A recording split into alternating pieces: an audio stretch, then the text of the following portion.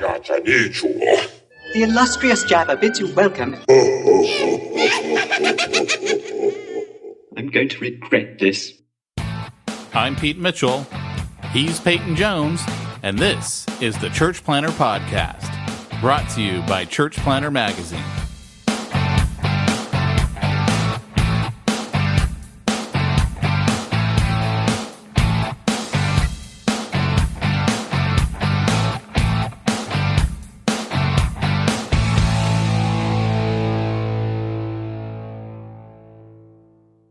Hey, Church Planter, this is Pete Mitchell.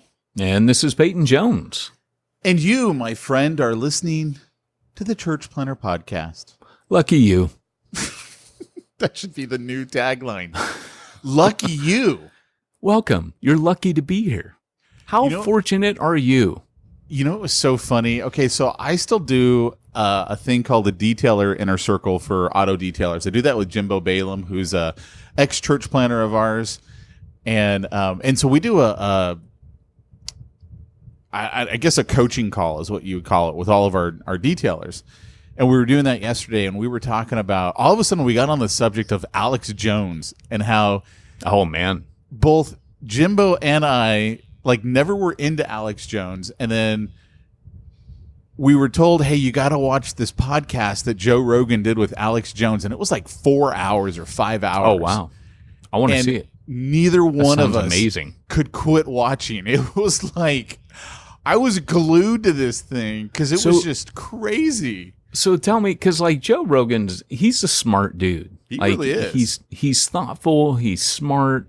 He doesn't take the party line easily. He'll push back with his guests. I mean, he's refreshingly honest, and he's intelligent. So I can only imagine, actually, I can't imagine what a conversation with those two would be like.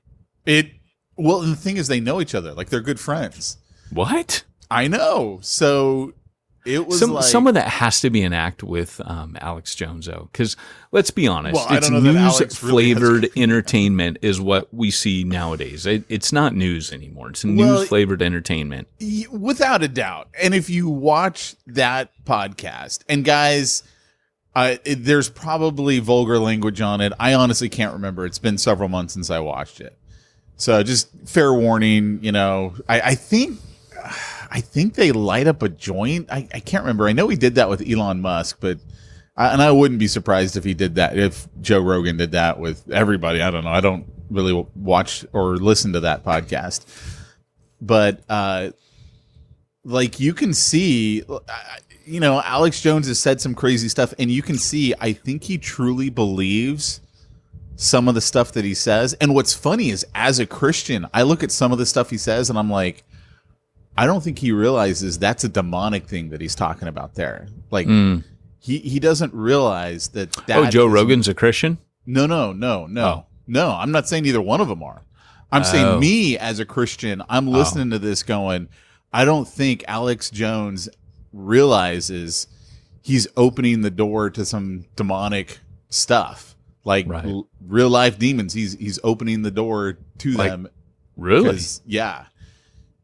Because it's just now weird from stuff that from happens. Pete Mitchell. That's crazy talk. Well, but I love it. Yeah, I think if you watched it, you would know exactly what I was talking about. You'd be like, "Oh yeah, that's some demonic stuff going on there." I read about a pastor yesterday in Outreach magazine, and this is maybe 5 years old, and I think it was Outreach. Right now, I'm prepping for my textbook, and I came across this crazy story where By the way, they ever sign their contract? Yes. Okay. Yes, I got it. Yes, I got a check too. Woo-hoo! So, anyways, what happened was he. This guy, he just said, my first week as a pastor was an exorcism and suicide. And what happened was he went into this house, did this exorcism, led these people to Jesus, because he said there was supernatural stuff popping off when I got there. And this guy seemed really sane. It's not his gig. It's not his shtick. He's known for writing to pastors about their own soul care. And I kept the article because I thought, well, this I'm going to tuck this away, maybe interview this guy one day. But he said that was his first week. Not all of his weeks, by any means were like that. But his point of his article was that he was a wreck afterwards because, first off, these people, he said they received Jesus. The person I brought, I thought they were more experienced in it. They weren't. They were a novice too. And but the couple received Jesus, and they drove 500 miles in the car, got a cheap, seedy motel. The next morning, because they were so scared, next morning got up and drove into a piling. Oh. And them and their kids died. He said that the officers said it was suicide. So he said it was suicide in his article. But I was a little confused because the emotional state and the agitation this couple probably had, and, perhaps sleep deprivation after driving 500 miles, unless there's mental illness, I don't know. But when he wrote about that, he just said at the end of it, nobody, it was kind of like being a soldier. Like, no one checks, are you okay? Because he had to then do the funeral, and, it's just crazy. Got called in this police situation. He goes, so for the rest of my minute, he goes, I recovered eventually, but I had to do it alone. And so that became a passion of his. But it was it was amazing to me to read, because I remember looking at it could have been Christianity Today. I don't remember what it was, but I remember looking at the cover going, I don't see stories like that in this magazine very often. It was kind of cool. That's interesting. It's really, wow. Huh. It just reminds you of the world that we live in, right? Yeah. Yeah. So Alex Jones and Joe Rogan. So you guys are you can't look away, huh? Well, I guess Jimbo he goes, yeah, I started going down the Alex Jones rabbit hole and listening to more of his stuff. He goes, and then I couldn't hang with anymore. Like, it got too weird. So I don't know. I didn't go down that rabbit hole to that degree. I just was like, okay, yeah, this is. It was entirely fascinating, though, really, really fascinating, and for that reason, I say it was worth a watch. Like, I watched it instead of listening to it. So awesome.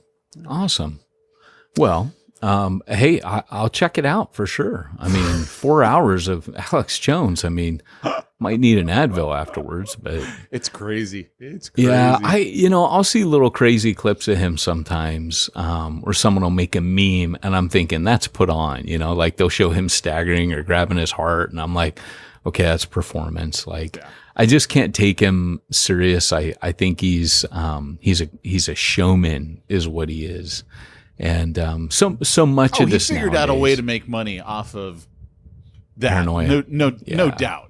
No doubt in my mind. And I think over the years, fear-based marketing, I've never heard of such a thing. Yeah, I know, right? I think over the years, though, it's captured his attention and focus as well. Right. And now I don't think he can break free from it. Like, I think, is going to believe that stuff. But they do make the point often that that's one of Trump's favorite shows. And I don't know if any of that stuff's true, but that's how they want to portray him. You never know. I mean, when they would say, oh, Obama this and that, you never knew, Yeah. It just, the media, again, it's news flavored entertainment. Yeah. I watched a clip on the Bill Maher. How do you say that guy's name? Bill Maher show. And it was interesting to me because, just watching people get so emotionally worked up. I mean, they had this Republican on there and two Democrats, and there were three Democrats, and they could not let her get through a statement without going into this rant. And she's like, hey, can I finish? And they're dropping F-bombs, and they're practically crying, and they're shouting. And it's like, wow, I read a great meme this week that said, people told us not to talk about religion and politics, and they did us a disservice. What they should have taught us was how to talk about religion and politics civilly. Yeah. Yeah. True story. Yeah. Story. Yeah. True that. So, hey, I got something that I found out yesterday. Ooh. Wanted to call you immediately and tell you, Ooh. and then decided it's the day before we record the podcast. I'll just wait Suck it up, Mitchell. and Suck tell it them on up. the podcast. Okay. So this was this is a big deal for me. A really, really, really big deal. Okay. You're not I'm the first to listening. know. I told Dan Sams because I had to record a podcast with him Okay. yesterday. I know so he you got to you find out. love him more than me now. I do. You know, right now, me and Dan are the new Pete and Dan. I mean, Peyton. Peyton. I just said Pete and Dan. The new Peyton Pete and Dan. We're the new Pete and Dan. There's your tagline. I know, right? So, okay, here's the deal, guys. If you listened to us a while back, a few weeks ago, we talked about health, and we talked about my health journey, right? And so, you know, I've had a major shift in how I eat, exercise, all that type of stuff. And I mean, you know, I'm seeing the consequences of that in the sense that, you know, I've dropped somewhere between 60 and almost 65 pounds. That's amazing, dude. Well done. Thank you. And I mean, I still have a ways to go. Like I still have another 50 or so that. But that's that a I'm, huge, like you're going to get there, dude. That's so much. That's well, amazing. it hasn't been difficult. I mean, that was part of what I shared on that podcast is once I learned basically everything I'd been doing and everything I'd been taught was not true, that all I really needed to do, I mean, and this was the kind of the core of it, guys, I just needed to change what I was eating. It wasn't even, I mean, that was the big change. It was literally, okay, don't eat these foods, eat these foods. And everything changed for me. Taste changed for me. Hunger pains changed for me. Everything changed. So, and like I shared on that podcast, diabetes runs in my family. And I've always been told, you know, basically I'm going to get it. I mean, that was kind of like, you know, you're going to get it. And as I shared on that podcast, you remember, Peyton, I've got a highly addictive personality. I like, when I jump into something, I devour it. When I got into financial planning, I literally devoured every cassette tape on financial planning I could get because that's what we had back then. It was pre-CD days. Went to every seminar I could go to. Like, I devoured everything so I could become the best financial planner in the shortest amount of time. When I got into marketing, it was the exact same thing. I consumed everything I could get my hands on so I could become the best in the shortest amount of time. When I got into guns, same thing. I just consumed everything I could as quickly as I could. And same thing in the health thing. So I've been watching documentary after documentary, reading book after book after book, learning everything that I could. And I think one of the things, and I shared this on that podcast, one of the things that kind of blew me away was that diabetes is reversible. And that's just not what you're taught. Like, what you're taught is there's no cure for it. And that is true, that there is no drug cure for diabetes, but there is a natural cure. And it's basically a lifestyle change. And depending on how far you are in that diabetic process, it's going to take you, you know, either a short time or a long time to reverse that condition that you've got. And so, like, I was even watching a documentary over the last week. I don't remember when I watched it exactly over the last week. But, I mean, they had this one gal for 20 years, you know, insulin. She'd been on it, and it just kept increasing and increasing and increasing. And she made these changes, the same changes that I've made. And her numbers have plummeted. And she's off all insulin and almost off of what's that one? Do you know what I'm talking about? Metaflorin, or I don't remember what it is, but it's one of the oral medications that diabetic patients are often on. And of course, you know, when you're a diabetic, you got to do this stuff under a doctor's care who understands what you're doing, because your insulin and the medications you're taking are directly tied to what you're eating. So when you start changing that stuff, your doctor is going to have to adjust things. Because, you know, you could run into serious problems, guys. So don't go, hey, Pete said this on the podcast, right? And go do this stuff, because that would be bad.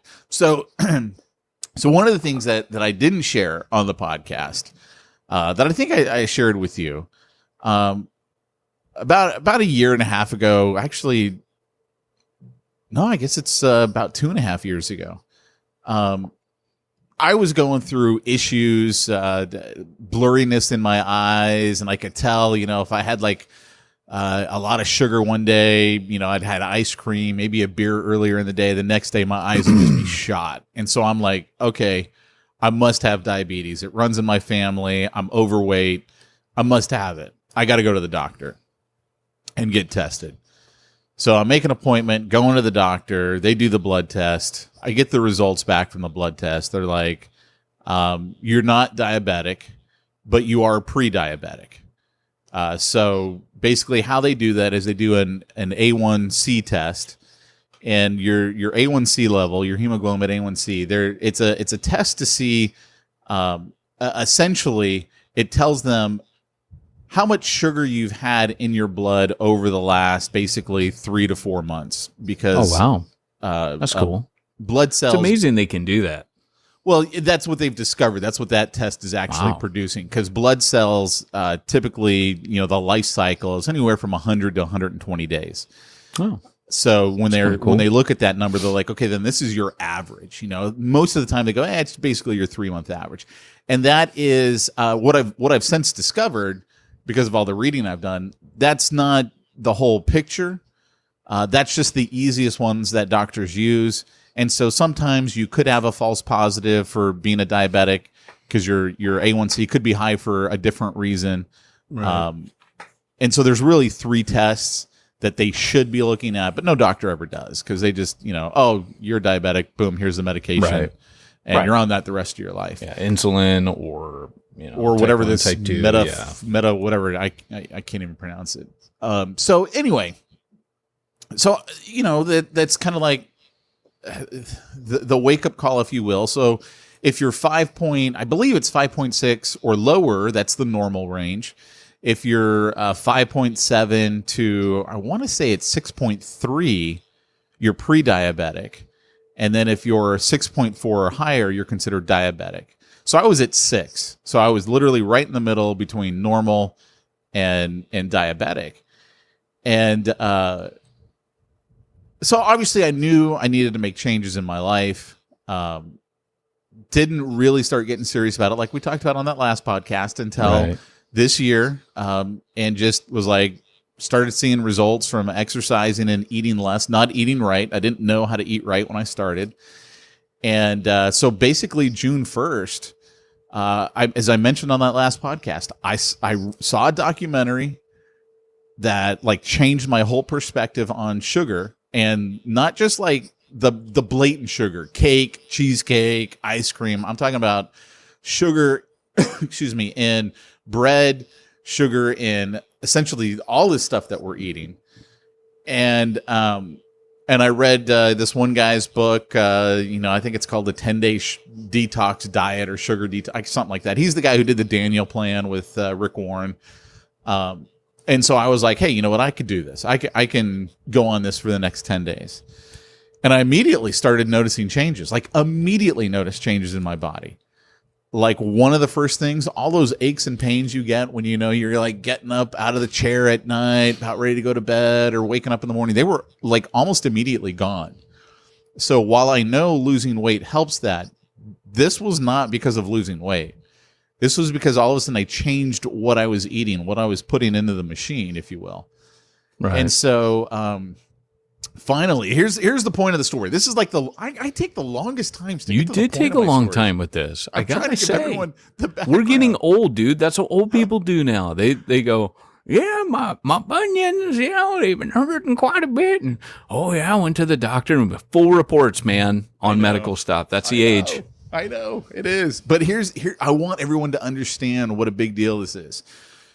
So last week, I bought a do-it-yourself blood test kit that you send off to a lab, and they basically, the one that I got was like the heart health kit, so they check all your cholesterol levels and your A1C, which is what I was at 6.0, pre-diabetic. And so I was curious. I'm like, okay, 3 months of basically cutting out all non-natural sugars. Where am I at? I'm curious. I'd like to know where I'm at. Because I know I'm not at my goal. I know I'm not at the end goal. So I got those back, guys. And here's the exciting thing that I got to share with you. First of all, let me share with you some of the bad news that came back in my test. Here's we should call this Pete's Health Moment. Pete's Health Moment with the Church Planner Podcast. So my HDL, which is what's called your good cholesterol level, I'm low on that. So that's not a good thing. I should be higher on that. And then looking at some of the reasons that causes it to be low, the only one that I fit is I'm still overweight. So I'm like, okay, that's probably my reason. We'll find out in another 3 months because I'll do the test again in another 3 months. However, that being said, my bad cholesterol level is extremely low. So they look at the ratio, and I'm fine on the ratio. I'm well within the normal range. My total cholesterol, which is where they take your good and your bad cholesterol, I am like so good on that range, it's ridiculous. So it could be too that my good cholesterol is low because my body doesn't need much of it. I mean, the good cholesterol actually takes out the bad cholesterol, and I don't have a lot of bad cholesterol, which is kind of funny because they say, you get that from eating meat. And even on my new diet, I eat meat. I eat meat like it's going out of style.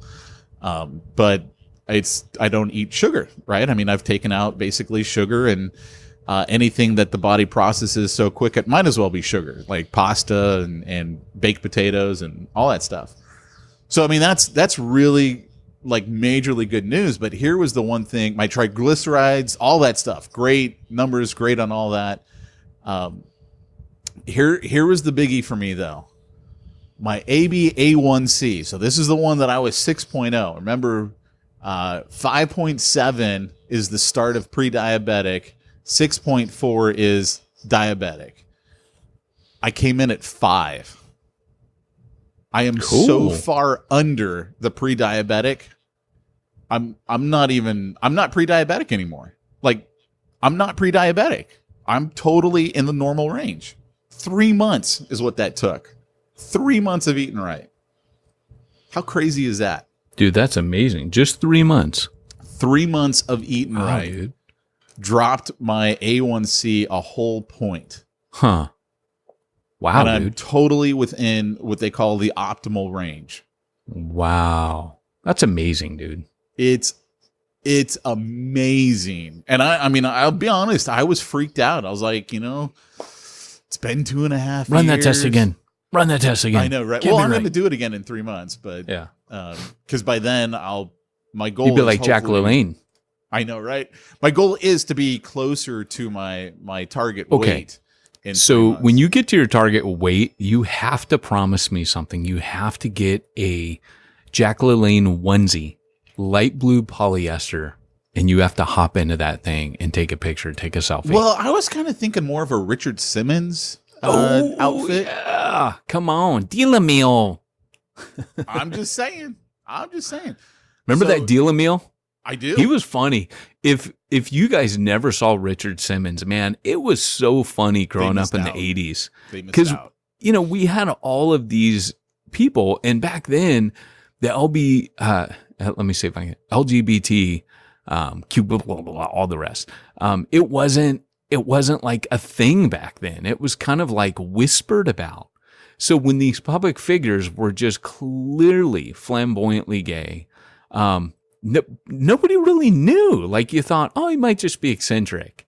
Today, it's you would true, look at him isn't and it? go, "Oh, this is obvious." But back then, you were always. But back then, you didn't know. It was like Prince, Boy George, Michael Jackson. You had people that were effeminate, and you just never knew, because at the same time, you had guys like Rock Hudson, who were extremely masculine and yet wholly gay, and it was like it wasn't a well-known secret. I didn't know that about him.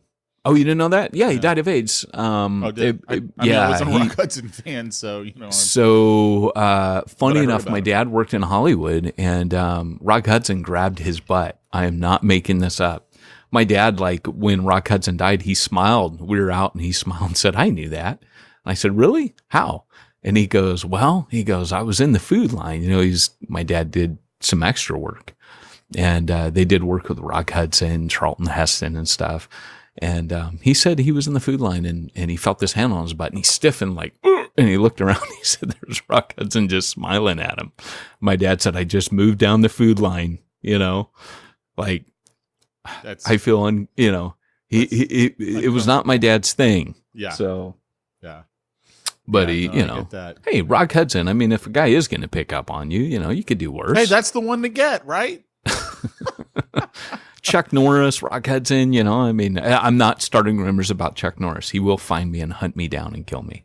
Dude, that's going to be like one of the saddest days when he dies, because that dude is old at this point. Like old. Oh my gosh, dude. Dude, it was so funny. I saw the best meme the other day where it him showed going on all vacation in Oh my Florida. gosh. Yeah.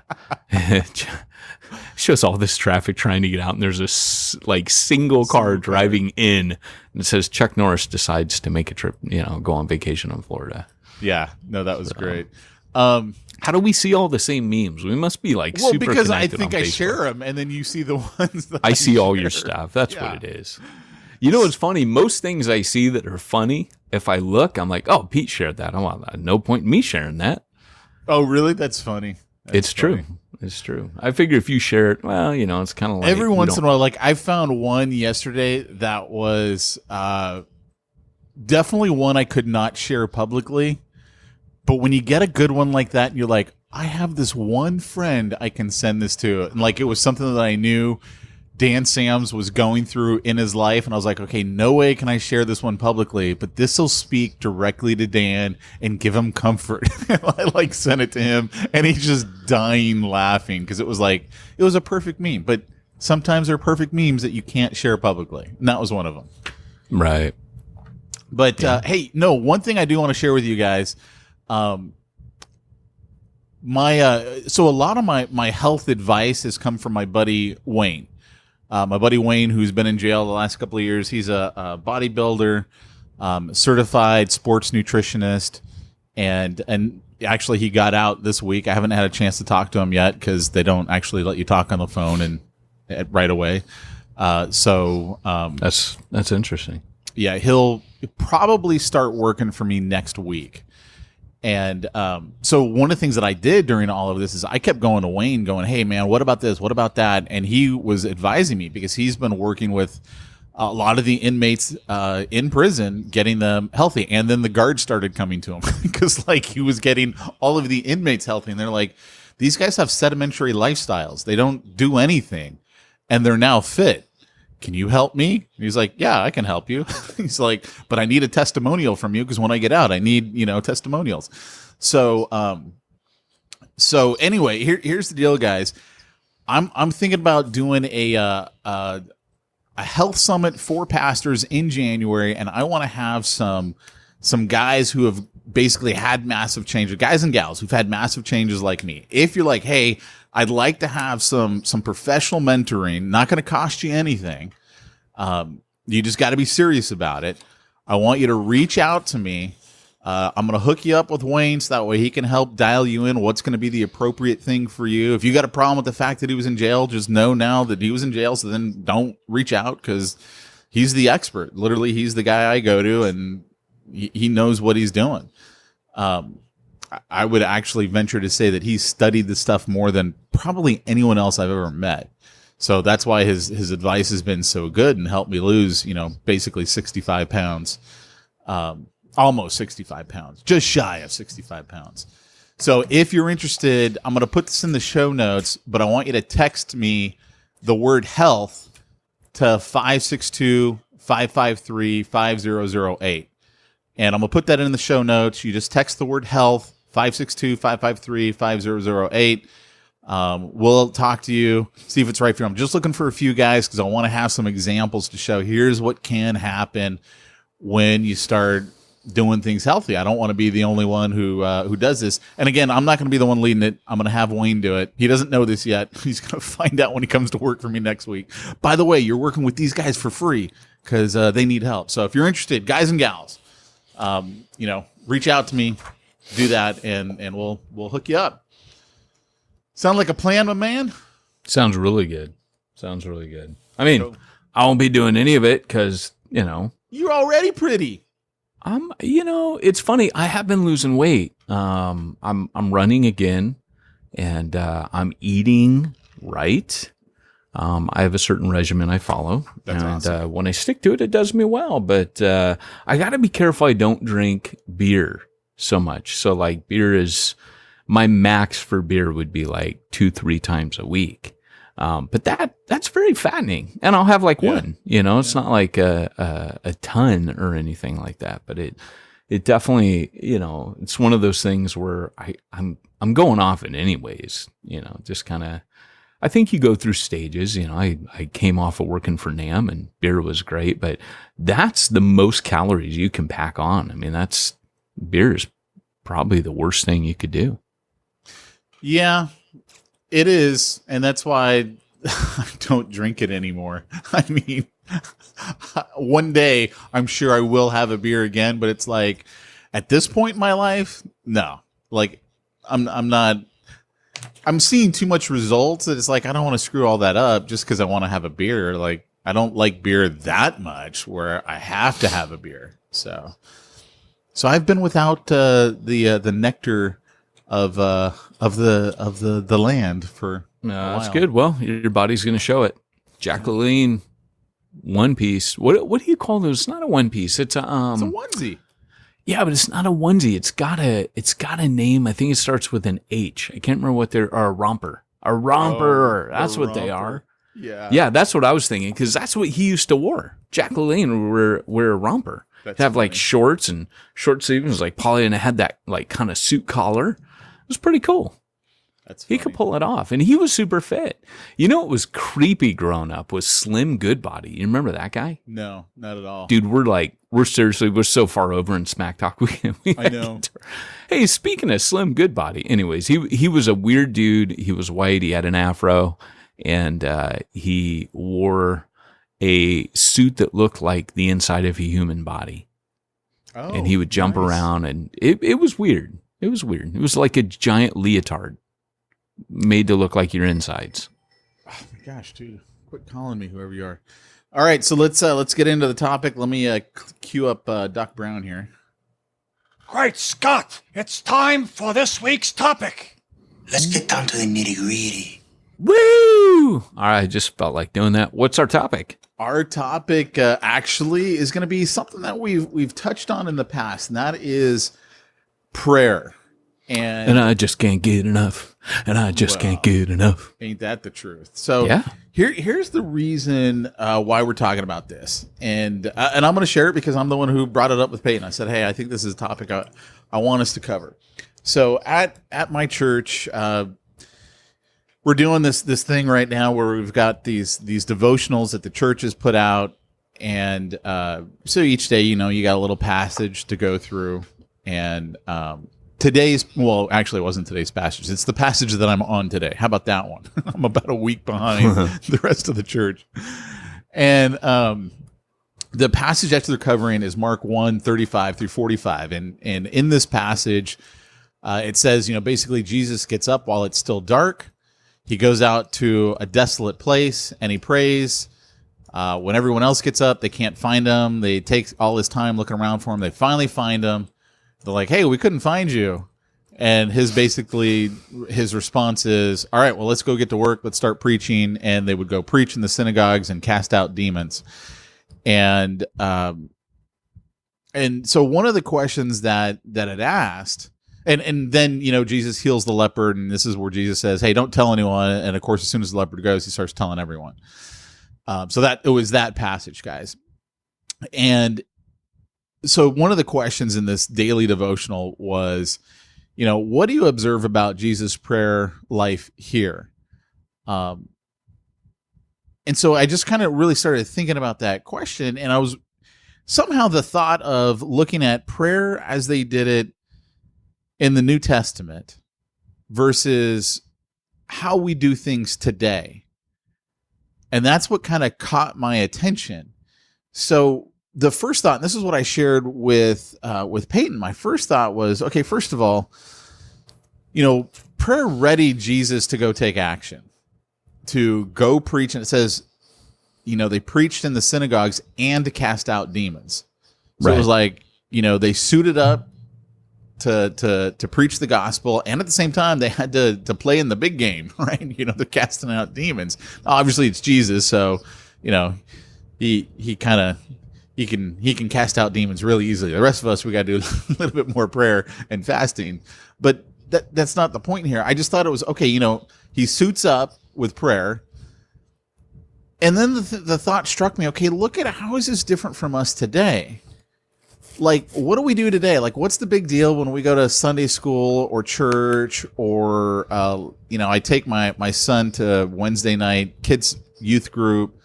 Like, the big deal is everyone brings their Bible, and we carry our Bibles everywhere we go.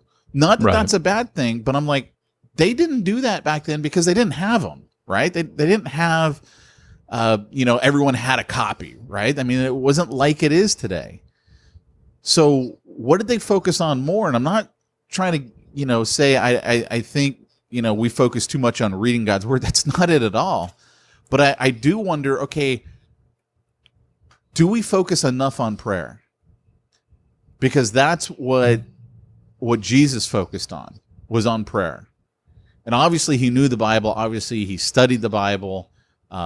He was teaching in the synagogues at 12. Right? I mean, he knew the Bible. I get that. And I'm not trying to say that the Bible is bad, but I just do wonder, like in my own life, what is the bigger focus? Is the bigger focus prayer with God, or is the bigger focus reading the Bible? And not that reading the Bible is bad, but I can honestly say for myself, I don't think I have enough focus on prayer. So that's kind of the topic, and I'm going to lay it out there before you, Pastor Jones, to rebut me and to come back at me and coach me in the ways that I should be. So yeah, it's good. I think we have to be careful saying one is more important than the other, right? And I'm not saying you're saying that, but I think you could easily infer. I think it could easily be taken that way. That's why I'm trying to be so careful about it. Right. And I hear you being careful. Here's the thing, right?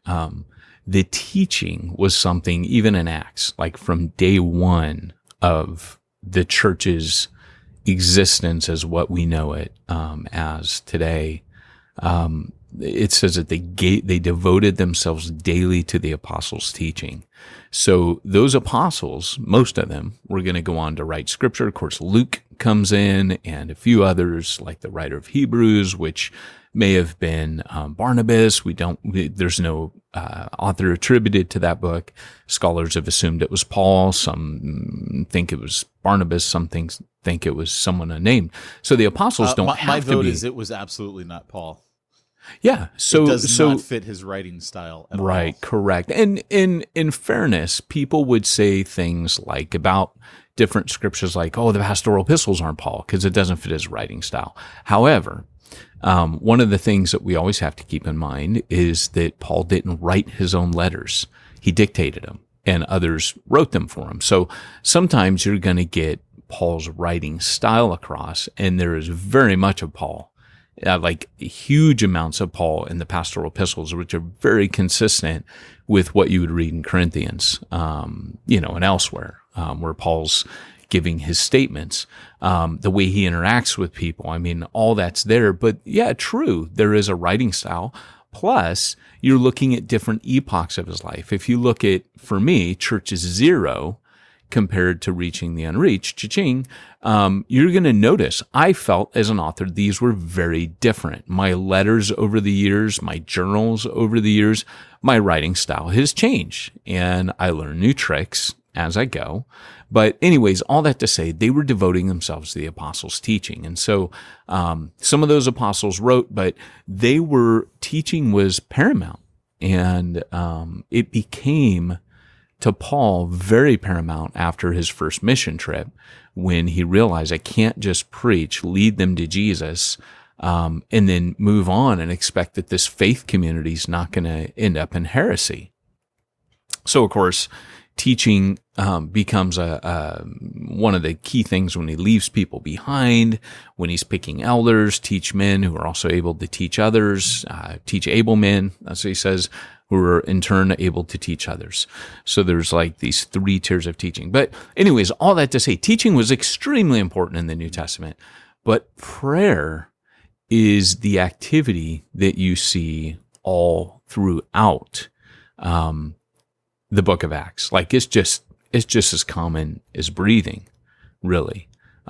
Every time that I liken it to this, that the church's prayer life is the intake. It's like respiration. It's the intake of breath. And then their outreach is the exhale. And so there's this rhythm in Acts where it's inhale and exhale, prayer and outreach, prayer and outreach. And, some people don't like the term outreach now because you're trendy critters, you pastors and theologians, and you like to use buzzwords. And so now it's mission. But, okay, so prayer and mission. That's all. Oh, okay. I thought we were pausing for dramatic effects so you could take a deep breath and.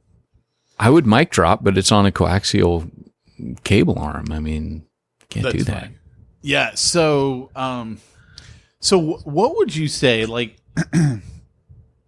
how does prayer show up in your life? Like, you're getting ready to plant. So, how does that show up for someone who's getting ready to plant? Like, what's that like? I mean, I don't even know if that's a fair question because I don't even really know how to ask this. Is it just the thing that you do in the morning? Is it? I mean, what is it? What does it look like? Yeah, are you asking me personally or in general? Well, either or. I don't know how to ask. So, I don't so know for what to me, ask. the mornings are good, and I think everybody struggles. There's a chemical in your brain that induces sleep. I'm trying to remember the name of it, but it comes in at night. I want to say it's melatonin. Comes in at night, puts you to sleep. It drugs you. That's why you get drowsy. And then caffeine inhibits those receptors. So your body has a cycle where it produces 2 chemicals, one that wakes you up, one that, produces melatonin. So caffeine counteracts the melatonin receptors. So it just competes with that. And then it also has a stimulant in it. So that's why people kind of take that. The part where you're drowsy in the afternoon is where the melatonin cycle starting, but that chemical that you have that wakes you up in the morning, that's worn off. So you don't get that stimulus effect. But, for some people, for that reason, they find it very hard to pray in the morning. Like, for example, Martin Lloyd-Jones, he couldn't pray in the morning. He had to pray in the afternoon, and he was honest about that. And he shared with people, the golden rule in this matter is to know thyself. If you read On Being a Pastor by Derek Prime and Alistair Begg, it's a really funny book. Derek Prime is one of those, like, I'm up at 4 a.m. kind of guys, everything's structured, I have my routine. And Alistair Begg, all throughout the book, is I'm a wreck. I'm disorganized. I'm this. I'm flying by the seat of my pants. And so you see these 2 guys that are very different in how they approach. And I think everybody's different. I would just want to say that I agree with Lloyd-Jones that it should be the kind of thing where you have the freedom to really be who you are and to pray. Like Lloyd-Jones would argue, if you don't pray well in the morning, then don't pray in the morning. Pray in the afternoon. Other people have to have a notebook. They have to write their thoughts to feel like they aren't going to wander, and then it crystallizes their thoughts and they're careful. Other people like to be free form. Other people, I mean, really, to be honest, if I look at my prayer life, mornings are good for me, and that's a start. I wish, in all honesty, I came back to prayer more in the day. And there's different parts of my ministry where I do. Like, I've done all the things like set alarms at different times and stopped and prayed. Daniel prayed 5 times a day. He would face Jerusalem, and that's how they trapped him. one of the psalmists, or is it 3 times a day? I think it's a No, psalmist. I think it was who's 5 because isn't that the reason why Muslims do it 5 times a day? Could be. And I know David in the Psalm says 5 times a day, I will look to you. And so, let me actually expand on this one idea with a question for you. So let's say you do circle back later in the day. What exactly does that mean? Not as far as time of the day, but what does that mean for the prayer? Is it a 5-minute prayer? Is it an in-depth prayer? Is it a surface, hey, guy, this is what I'm doing? I think it depends. Give me some guidance here. I think it depends. Like aimless prayer is not helpful. So like when the disciples said, teach us to pray, Jesus gave them a structure. And I always find that interesting that he gave them the Lord's Prayer. And in the way that it's a skeleton, but they wanted to pray like him. And so the Lord's Prayer is really, I think, how Jesus prayed, where he kept the priorities of, our Father. There's that relationship. That's the first thing that comes in. Who art in heaven. Jesus said that was really important to know. You're on earth, he's in heaven. Don't try to fill up all this time. Like that was the point he makes. Keep your prayers brief. Like don't try to impress God. He's in heaven, you're on earth. Like he knows. You don't have to like write a book and tell me. He knows everything. And then he goes on to say, hallowed be your name, which is a truth. God's name is holy. It's amazing. You can meditate on that. It's also an injunction. It's a prayer request. Let your name be hallowed. Let your glory. That's like a prayer for God's name, which is his character, to be known and to be worshiped. And then he goes on to say, your kingdom come, which books and books of theology written on the kingdom that has come when Jesus was here, the kingdom that is coming to the church, and the kingdom that will come when heaven establishes itself on earth. So I won't go through all of it, but then give us our daily bread is dependence. Like Jesus had this kind of not formula, I've prayed through that and then I felt like, okay, I need to get away from that. But I prayed that for so many years in my Christianity, just using it like I would move on. It was almost like, I hate to use this analogy because I'm not a Catholic, but when they do the rosary and they're moving from bead to bead, like it's a ritual, it became a bit too ritualistic for me, but it ingrained into me that God's glory is chief, right? Like that's the number one thing that I submit to him and his purposes. And it's a surrender to selflessness and dependence upon him. So there are times where I need to pray more than others because I'm not there. And then there's, I would say that there's times in my day where if I were to pray today, I would have something very specific that I'd be praying to God. And I have been over the last few days going through a situation where I've had to just keep praying. And in some ways it's so I don't go nuts, it's so I don't go out of my head and start letting negative thoughts and fears and things like that take over. I have to keep going to God for strength. And I think you see that in David's prayer life. The Psalms are like a window into David's prayer life, in the middle of just going through hellish situations of how he interacts with God. Mm-hmm. And there's this dependence and God, you're my rock, and I trust you, and this person's hurt me, and they're saying this about me, Lord. And, he's just at every turn, he's going to God. And I think one of the helpful things about you bringing this up is that we don't often go before the Lord in these times and ask him. And I feel sometimes like we suffer needlessly when we don't. Like I'm comforted when I'm praying. So like that old song,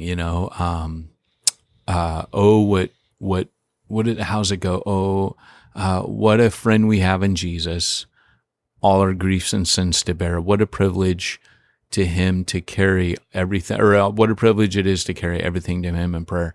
And then it says, oh, what is it? Joy we often forfeit, I think that's how it goes, or is it peace or whatever? Because we're not going to him.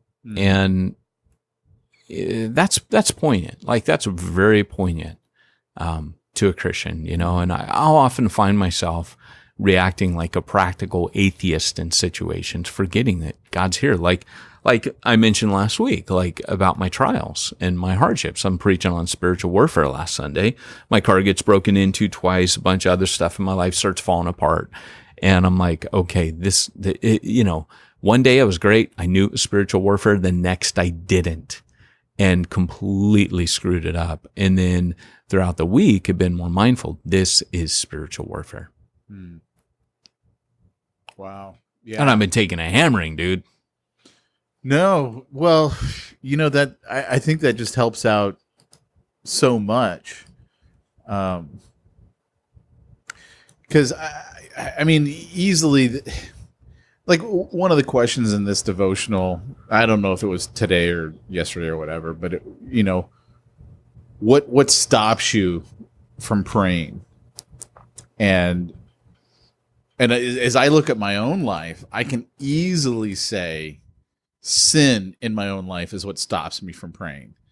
Because one of the things that I've shared before in this podcast is that I know when I've done something wrong. I usually know when I'm doing it, I'm sinning, right? Like, I just know.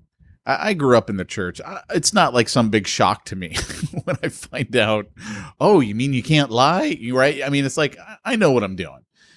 And I would say for myself, that shame of going before God when you've been sinning, whether it's attitude, anything. I mean, take your pick of the poisons that are out there. It's the shame, and the shame for me is like, man, how can I approach God? And again, in fact, I think in one of my prayers this morning with God, I was like, Lord, I feel like I mock what Jesus did for me on the cross when I sinned, because I know when I'm sinning, and there's shame in that. And that's what stops me from praying. And I also realize at the same time, Satan's happy with that. Sweet. Stop you from praying. Yeah. Great. Let that shame sink in. And I realize at the same time, and Jesus sitting there going, yeah, I already paid for that. Right. I paid for that, bro. But it, so for me, I can just, say, and looking at all of that, that's one of those things that just, I don't know. It gets to me. And that's what I think stops me from praying more, is just shame. Absolutely. Just flat out shame. Yeah. Well, it's funny because when, you look at, the accusations of the enemy, that, you got to think about it. Like, I like to reverse engineer, there's that passage, this is actually the passage I preached on, and I'm almost like shuddering to share this because I know what a beating I've taken this week from sharing this, last Sunday. But, I guess I'm a glutton for punishment because I'm going to share it again. But in Ephesians 6, Paul says, put on the full armor of God that you may stand against the schemes of the enemy. And schemes are hidden. They're subversive. They're subterranean. If I say you're scheming, I'm saying that you do things secretly and not out in the open. And so when he's talking about Satan, he's a master tactician. He's a skilled manipulator, and that's what Paul's bringing up. And he says, put on the full armor of God that you could stand against the schemes. Like, you don't know what the attacks are that are coming, but if you had this armor on, it would help you. And what I love about the armor is there's 6 pieces, and then at the end he says, and above all, pray. Right? Above all, pray. So we know that prayer is huge in this, but the armor pieces, if you reverse engineer, this is how I teach it, that you could tell what the schemes are primarily by looking at what the armor is. So if he says the antidote to the schemes is put on this armor that you could stand against the schemes, then ergo, it follows that this armor is going to tell me what he's doing. So for example, the breastplate of righteousness. If I knew that I'm 100% righteous in Christ, that one bounces off me like a bullet off Superman's chest, right? Like, can't touch this, I'm bulletproof. You can't hurt me with that stuff, because whatever you say, even if it's true, I've been given the righteousness of Christ. Then the next one is the belt of truth, which truth is juxtaposed between our feelings and our thoughts. Our thoughts and feelings aren't always true. And so having God's truth, what he really says about me, not what I think he feels, but what he says in his word about me, right? Were I to number the thoughts of love you have about me, God, they would outnumber the sands on the seashore, the grains of sand on the seashore. That's truth. That's not how you feel all the time, but that's truth concerning you, coming from God, the Father's heart.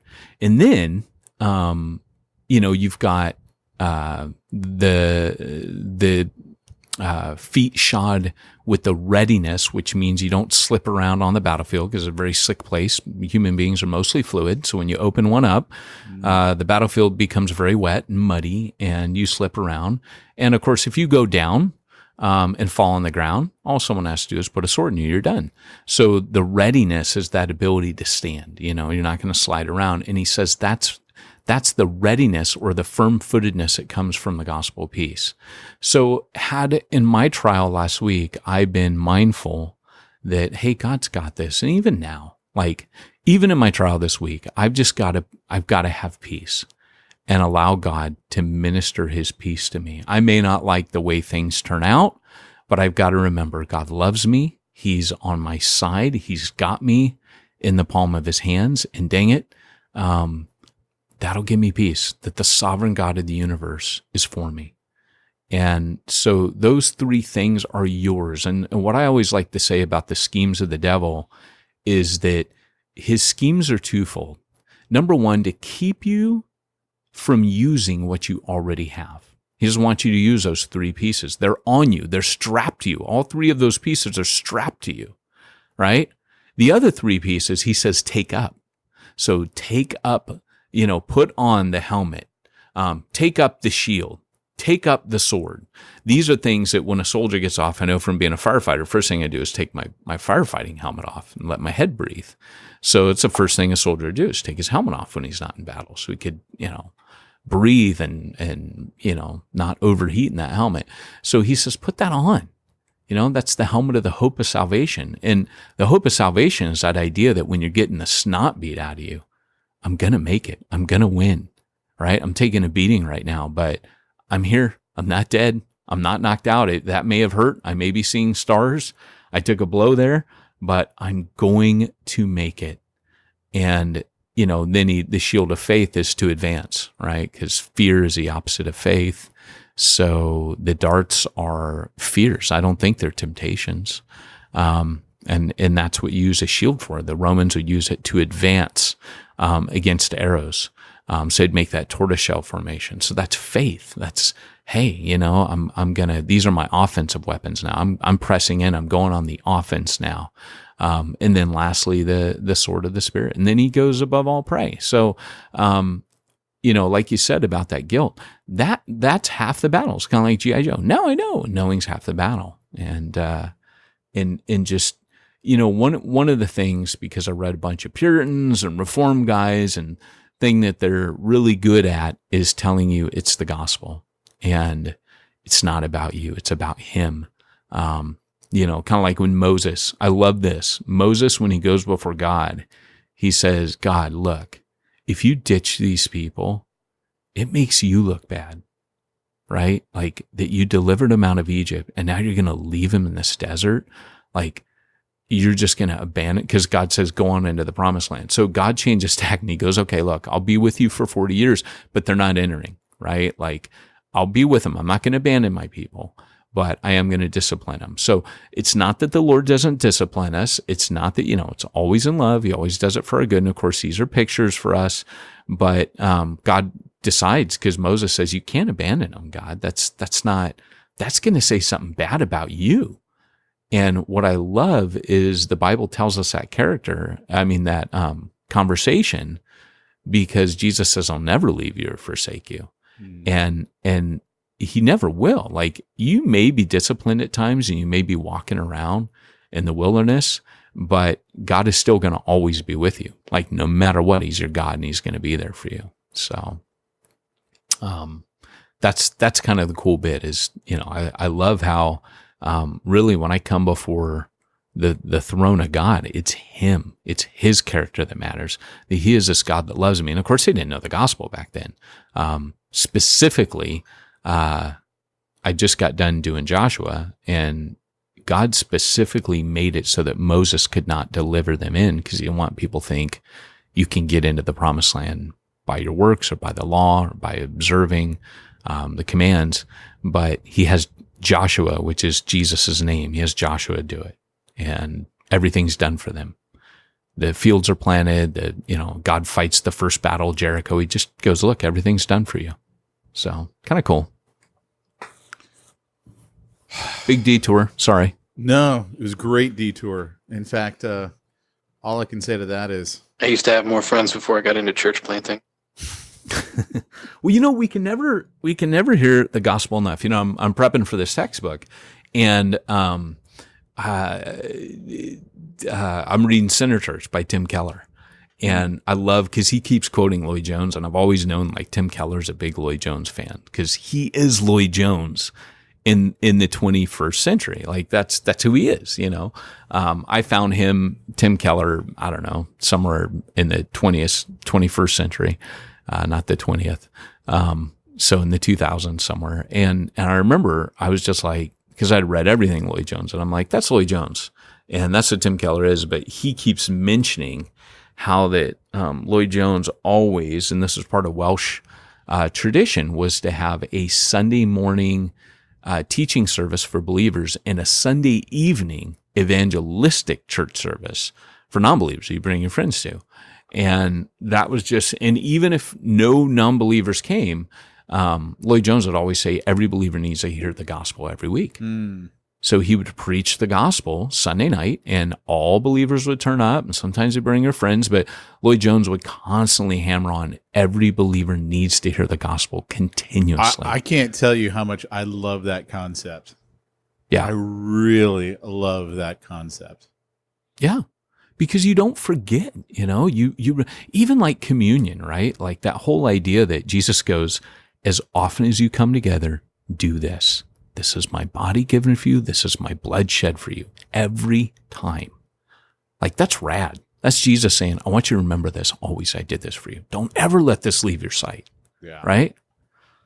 So, but I guess that brings us kind of to that was a great topic, Pete. I'm sorry I kind of hijacked it at the end. No, But I got so much value out of that, because I think I just kind of started that topic in my head this morning, but had no idea where it needed to go. And I really felt like where our conversation went is where it needed to go. So I'm very grateful.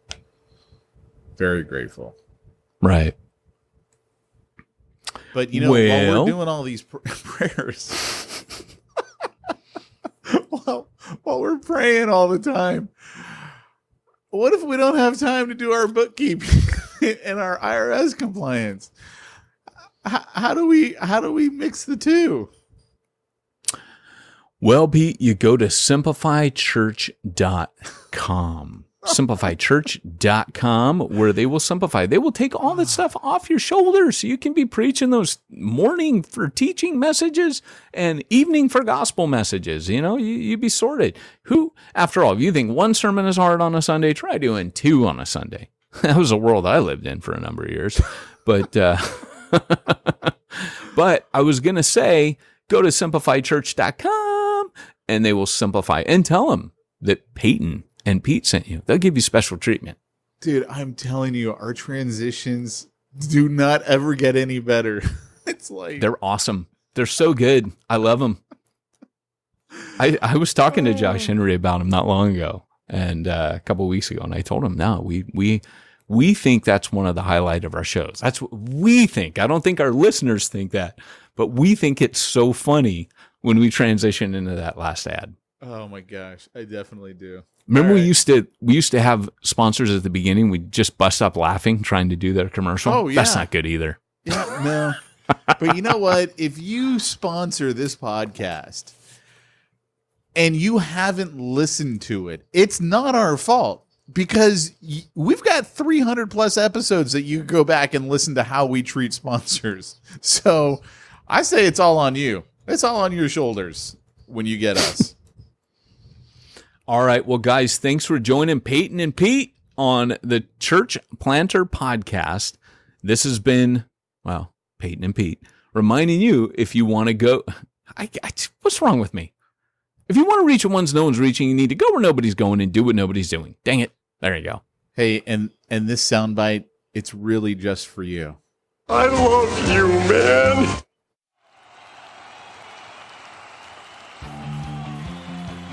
Thanks for joining us for another weekly episode of the Church Planter Podcast with Pete Mitchell and Peyton Jones. We'd love to hear your comments on this episode of the Church Planter Podcast. Visit us online and let us know what you thought at churchplanterpodcast.com. If you subscribe to us via iTunes and have enjoyed the podcast, leave us a positive review. The more positive reviews we receive in iTunes, the more iTunes will promote us to other church planners who would benefit from this show. This podcast is brought to you by the Church Planter Magazine, which is available in the iTunes newsstand or online via churchplantermagazine.com.